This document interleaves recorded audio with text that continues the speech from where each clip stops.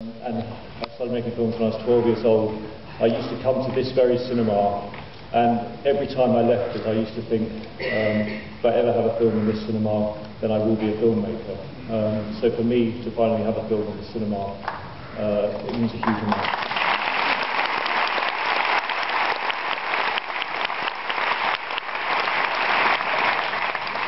The story of this movie begins in the Second World War with a small boy who had a dreadful stammer.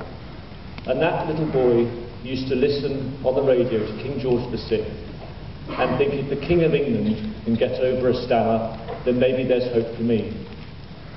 That little boy was the writer of our film, David Seidler. So the King was David's childhood hero, his inspiration, his guiding light, and when he became a writer, dreamed of making a film about the King.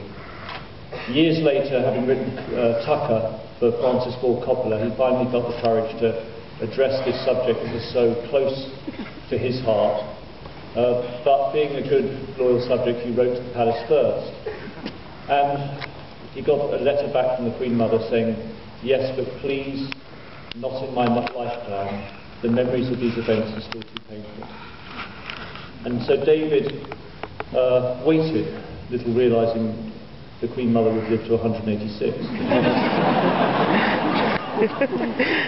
So it was quite a few years later, in 2005, when David finally sat down to write it, but actually found it wasn't flowing initially as a screenplay, so wrote it as a play. That play was being put on as well, originally there was a play reading being held at the Pleasance Theatre, I believe, the Fringe Theatre in London.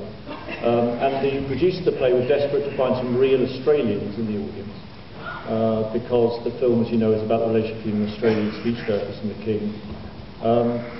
I'm the son of an Australian mother and an English father, and I was brought up in London. And these friends reached out to my mother and said, will you come and be, an Australian in the audience, because we need a few real people. And so my mother went to this play reading with my father of this unproduced play in this Fringe Theatre, and she came home and she rang up and she said to me, Tom, I've just seen this play being read and I think it's your next film.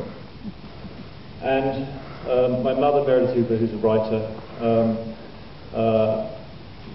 the context of her saying this and having the wisdom and the brilliance to spot its opportunity is the context of the fact that, unlike the film that explores a highly dysfunctional relationship between parents and their son, I've been lucky enough to have a highly functioning relationship between my parents and me, and my mother's been a huge inspiration to me, and I want to thank her. She's in the audience with my father tonight, so I also want to say happy birthday, because it's her birthday tonight.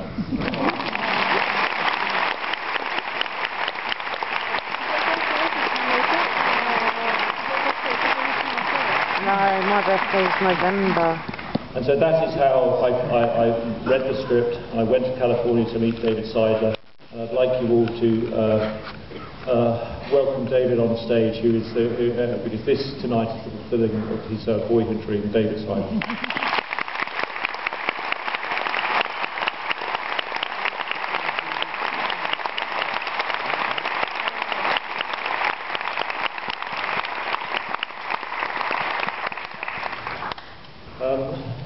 I was incredibly lucky to find to work on this film a man who's fiercely bright, fiercely talented, fiercely funny, fiercely good raconteur.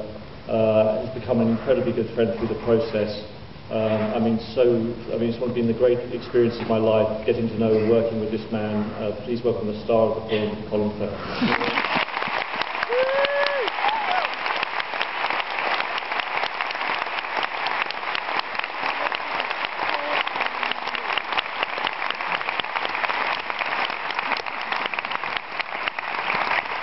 He just said he was convinced I was referring to Jeffrey Wright. Playing Colin's wife, ever since I saw Room with a View as a teenager, I wanted to work with this actress. I can now publicly confess that I had a poster of this actress on my wall as a boy, but I can also confess that the Panavision platinum camera that was above her picture in the Trade magazine was far larger than hers.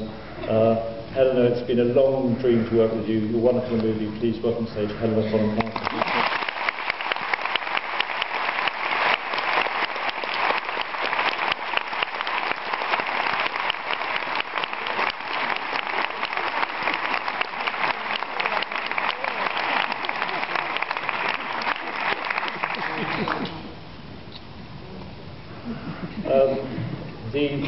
The man who's been in competition for Colin's affections, both on and off screen, was instrumental to this film getting set up. He was attached from the beginning of the film. Getting to know Geoffrey and working with him has been incredibly special. He's a brilliant, brilliant man, and I think he's wonderful in the film. Please welcome Geoffrey Rush.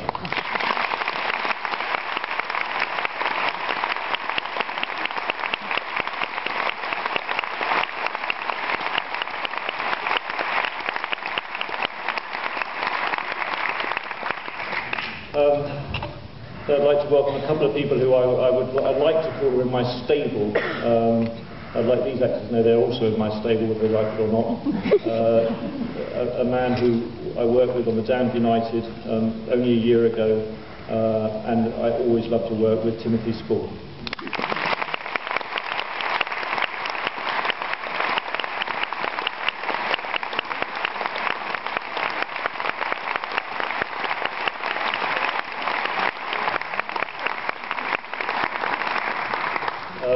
And the next person I'll introduce, I first worked with back in 2000 on Love in a Cold Climate, and I've been looking for an opportunity to work with ever since, the highly talented, charming Mr. Anthony Andrews.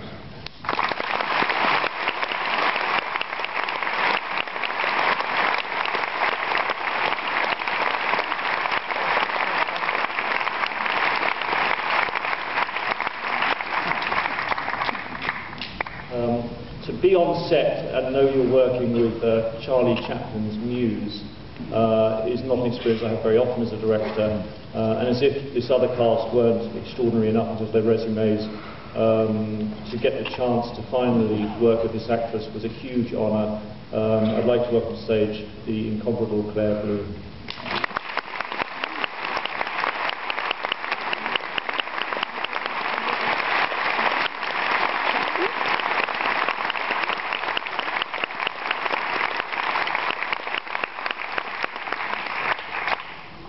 The last member of the cast is the girl who plays the current queen in the film.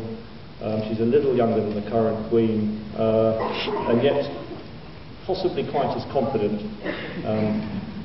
Freya Wilson.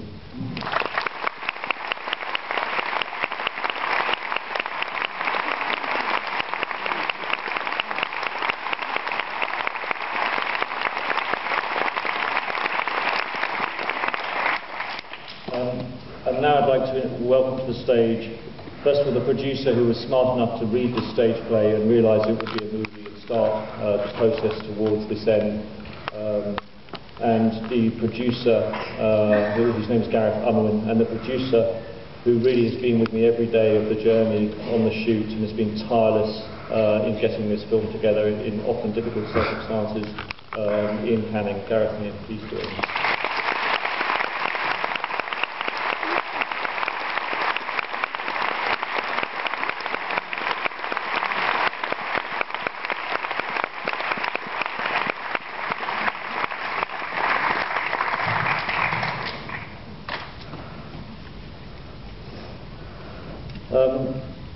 And then I'd like to introduce a few of my incredibly important team who work with me. First of all, the line producer of the film, Peter Heslock, who was so tireless in his pursuit of getting value for money. I'm not sure we know what all that means. The wonderful composer of the movie, Alexandre Desplat, who I've wanted to work with for many, many years, and is so brilliant at doing this complex dance between music and performance and supporting what my work acts have done. Eve Stewart, who I first worked with doing Elizabeth I with Helen Mirren. She did The Damned United. is an absolutely brilliant production designer, and Jenny Bevan, who designed our wonderful costumes. It's the first time working with her, and she was wonderful. I'd like all those wonderful people to come to the stage. Thank you.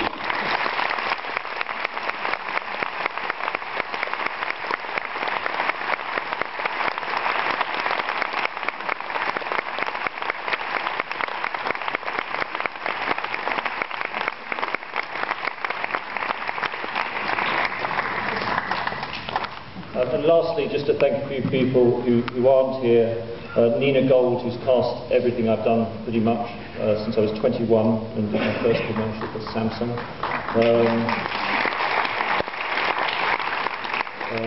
Francis Hannon, the hair and makeup designer. Tarek Anwar, the editor, who so beautifully crafted the rhythm of this film. And then I'd like to thank my wonderful DP, Danny Cohen, who I also did John Adams and Longford with, and is a regular collaborator.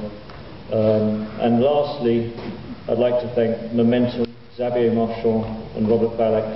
I'd like to thank the Weinstein Company, in particular Harvey Weinstein, Aegis, Molinaire, and I can want to say now the late great Film Council, without whom we couldn't have made this movie. Thank you for welcoming us onto the stage in this way. This film's very personal and passionate piece for all of us. I do hope you enjoy it. Thank you.